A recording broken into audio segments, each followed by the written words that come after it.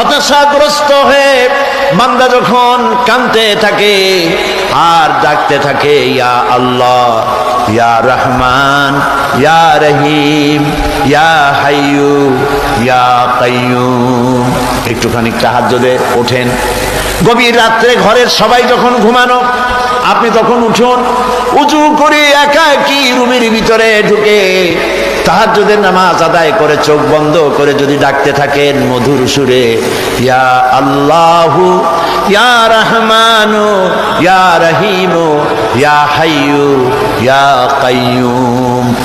আল্লামা ইকবাল বলেছেন, দিল সে जो बात निकलती है असर रखती है पर नहीं मगर ताकते परवाज रखती है।